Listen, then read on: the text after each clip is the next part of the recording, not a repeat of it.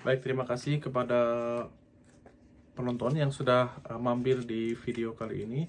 Jadi video kali ini akan menjelaskan tentang listening di JLPT. Apa itu JLPT?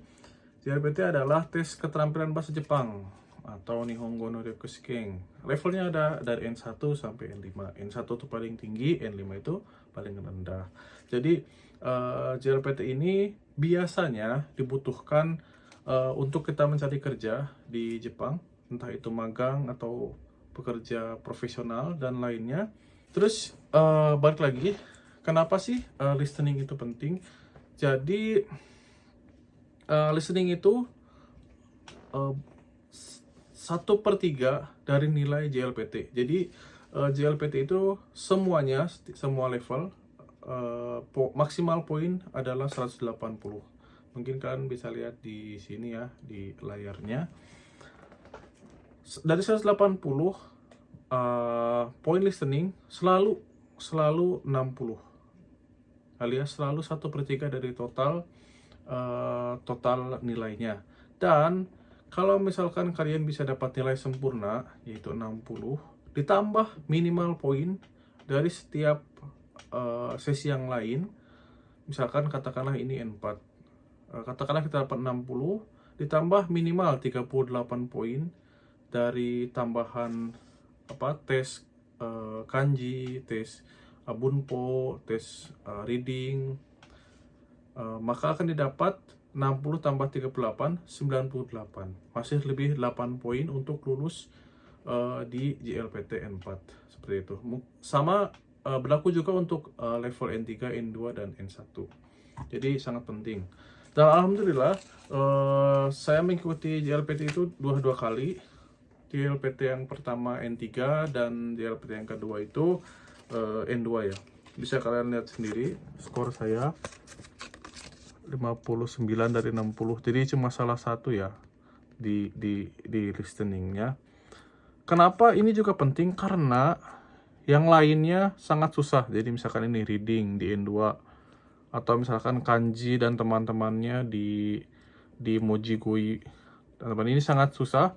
Jadi setidaknya kalau misalkan ini minimal pun, tapi kalau misalkan kita bisa memaksimalkan poin listening ini, chance untuk lulus akan sangat tinggi. Terus kenapa juga ini penting? Karena beban pertanyaannya kalau di listening itu ringan ya. Yang saya alami di N2 pun pertanyaannya itu nggak terlalu dalam gitu loh. Beda sama topik yang dibahas di readingnya. Jadi yang teks panjang-panjang itu biasanya udah bahas kayak global warming lah, apalah. Terus belum lagi kanjinya yang banyak banget itu. Di listening ini masih kayak semacam percakapan sehari-hari. Cuman bedanya mungkin makin tinggi levelnya, makin cepat ngomongnya, terus kotobannya juga makin banyak. Tapi levelnya masih lebih rendah dibanding untuk kita ngejar poin di reading atau di kanjinya. Oke, kita langsung saja ke tips yang pertama. Tips yang pertama adalah di Mondai 1 dan Mondai 2. Jadi Mondai 1 dan Mondai 2 itu mirip. Mondai 1 itu nanti kita bisa lihat di soalnya, nanti ada pilihan berupa opsi seperti ini, kalimat seperti ini, tapi banyakannya biasanya gambar. Nanti kita kayak bandingin gambar, jadi kita dengarkan soalnya, terus misalkan milih apa, atau misalkan kita mau pergi ke A, si A nya itu mau pergi ke A, mau naik apa, misalkan nanti ada gambar bus atau apa gitu pilihannya. Terus untuk Mondai yang kedua hampir sama, cuman enaknya di Mondai yang kedua ada waktu untuk baca. Jadi ada waktu untuk baca pilihannya.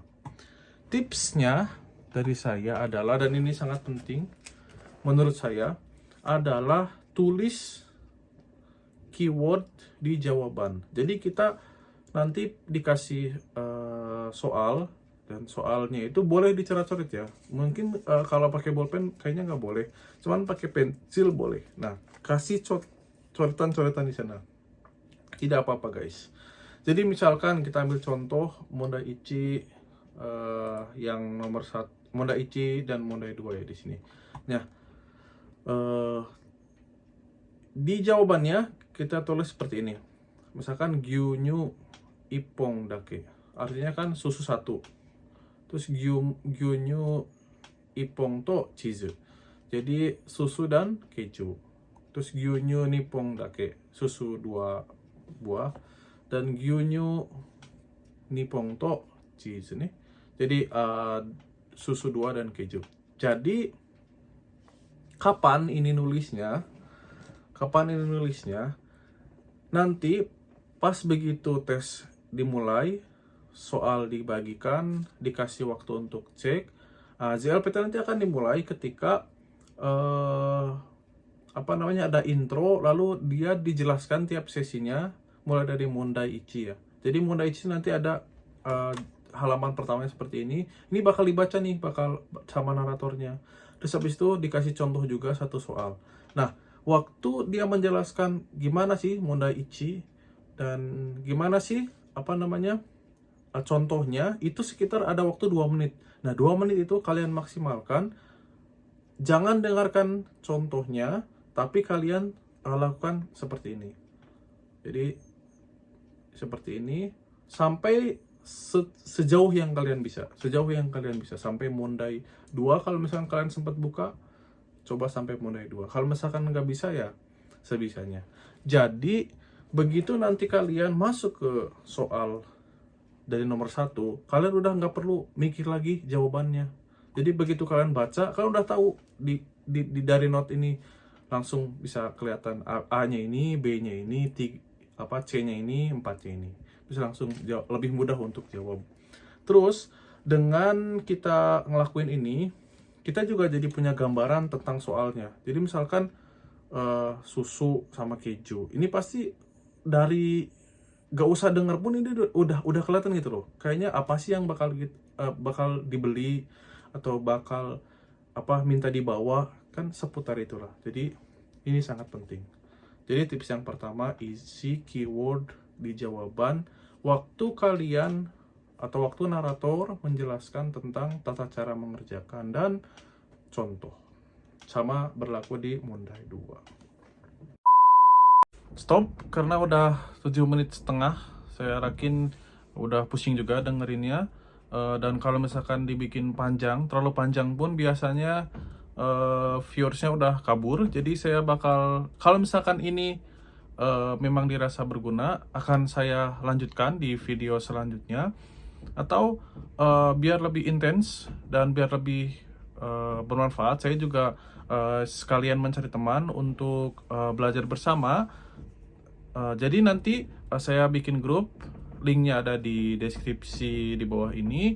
Terus video tentang listening kali ini adalah salah satu bagian dari playlist tentang bagaimana sih caranya kerja di Jepang.